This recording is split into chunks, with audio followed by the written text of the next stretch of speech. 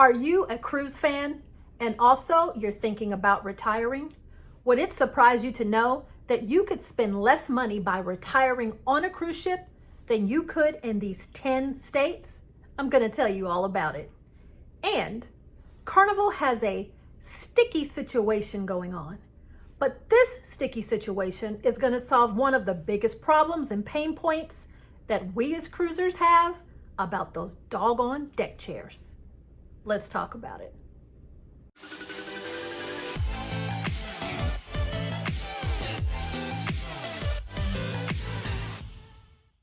Hello everyone, it's Cynthia, your host. Welcome back to today's show. Let's jump right into retiring at sea. Okay, so there are some states out there that actually it's cheaper to live at sea than it would be to live in these 10 states. And I'm going to tell you those. Hold on a minute. Why would anybody want to retire on a cruise ship? What's the draw to live on a cruise ship instead of living in a nice retirement village or, someplace in, let's say, like Florida? Well, here's the answer. The Cruise Line International Association reported back in 2018 that over the 28.5 million cruisers, over half of them are over the age of 50. So they're getting pretty close to that retirement age, we think. One of the biggest reasons that anybody would choose to live on a cruise ship, if you're a cruiser, is the all-inclusive nature that comes with it. And you know what I'm talking about here, all of your food, your utilities, your entertainment. And on top of that, the communal environment, getting to meet wonderful people day by day, week after week. Of course, there are some states where this just wouldn't work. It's going to be less expensive to retire in those states. And I'm going to run that list down to you now. Those states are Iowa, Delaware, West Virginia, Missouri, and Mississippi. Those states have a lower cost of living, so this comparison just wouldn't jive. But for these other 10 states, well, let's dive into it a little bit deeper. So the trend that I'm talking about is called the Retire at Sea movement. And let's make sure we're comparing apples to apples. For this Retire at Sea movement, cruisers usually spend a little bit over a year or longer on a cruise ship. So it's a year at a time because, of course, it would be vastly different and it would cost several millions of dollars to reside fully at sea. We're not talking about taking up residence completely and packing yourself at sea for the rest of your natural life. We're talking about staying at sea in a cruise environment for at least 1 year at a time, and then maybe you get off and you get back on that ship, another ship, for over a year at a time. So we're talking about a year at a time periods, okay? And this has really stemmed from the movements that so many cruise lines now have of building bigger ships that take longer cruises.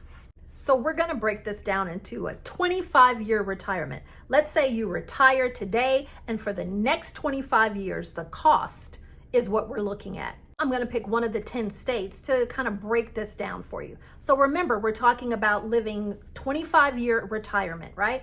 So the state of Connecticut, it cost around $1.1 million for this 25-year retirement for you to live just comfortably and basically. That's approximately $44,000 per year.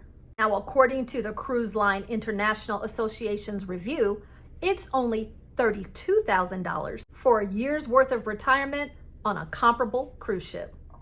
Interesting, right? Here are the 10 states that this would actually benefit you. And we started off with Connecticut, that is number 1, and these are in no specific order. New York, California, Massachusetts, that's hard to spit out. Massachusetts. Washington, Maryland, Alaska, New Jersey, and Colorado. So tell me your thoughts on this. This small article really got me to thinking, could I retire on a cruise ship? And so far, I'm thinking the answer is yes. What about you? Could any of you see yourselves retiring on a cruise ship, spending at least 1 year or longer on that cruise line? Could you do it? And also, what state do you live in? I'm very interested to know. Did your state make this list either for most expensive or for most affordable? Could you retire on a cruise ship? And if so, which one would you pick? We're moving on to our next story, but before I do, I'm going to take this opportunity to invite you to subscribe to the channel. That's it, that little red button that says subscribe, or it could be black or whatever color it is. It says subscribe. Click on that button and join the family. Also, if you like what you see, give us a like and a thumbs up. We really appreciate it. It costs you nothing and it helps the channel out tremendously. And if you're interested in supporting our channel even further, take a look at the description below. There's links in there to join our membership and or our Patreon. All right, let's talk about this situation going on at Carnival Cruise Lines. And I think it's kind of brilliant. We know that there are people who, well, they love to hog the chairs, the sun loungers, the deck chairs, whatever you want to call them. They get up in the morning and they take their little towel and maybe a clip or their stuff, whatever, and they put it at the best location, closest to the pool or the food, the prime location, and they set their towel out and their little things and walk off. And they're over at the spa, or they're at the sauna, or they're having breakfast, or they're back in their room asleep with their little stuff posted up right there in that chair so that you and you and you can't have it. Well, it's ridiculous. Some people stay gone for hours at a time and then they come marching in like, well, I left my stuff here, so you better not be in the chair. This problem isn't new. It's been going on for the longest and it can really be bothersome. So what are they doing to help solve this situation? I think Carnival's come up with a really cool idea, and it can get a little sticky. What am I talking about? They have these new stickers that they're going around with. And take a look. It says, chairing is caring. Cool. Here's what it says. We stopped it, and then insert the time, 7:50, and found this chair empty. Hope you're having a great time. But for the benefit of all our guests, we have a limit how long chairs can be left unattended.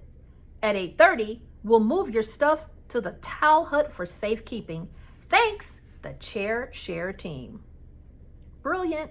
Enjoy yourself, have a good time, but we moved your things. And see, I really think this is beneficial because some people, everybody's not a nice guy and they don't like to play fair. If you move their things, they might want to talk to you about it. So this way it's the staff who's doing it and they have less of an opportunity to be so, obnoxious. Not saying that they still can't be obnoxious to staff, because I know we've seen that too.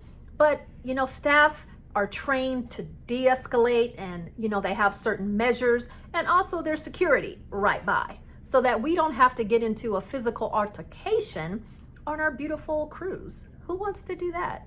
So they take these stickers and put them on the chair. And if the person doesn't come back by the time requested on here, and they have a space to write that time, their stuff is moved and the sticker is, pulled away. So if the person comes back and he's like, what are you doing here? I put my stuff there 17 hours ago. You can let them know that the chair sticker was removed and the chair is now mine. Now, is this going to fix the problem 100% of the time? No, but it's a great start. John Heald, Carnival's ambassador, he notes that, this is not going to work every single time, but they need to take a stand and do something. And the person who needs to do it is the one who owns that lounge chair. They need to step up and let people know that there are limits and they need to enforce them. Hopefully this catches on and it ignites and it can make a difference.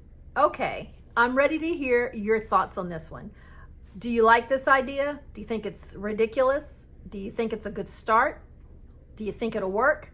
Or are you the chair hog?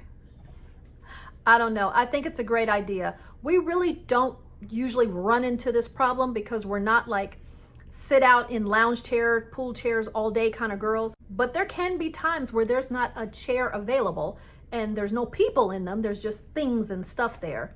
So I think it's a good idea to try to do something to get this enforced, help the situation out a little bit. But I'd love to hear what you think about this sticky situation.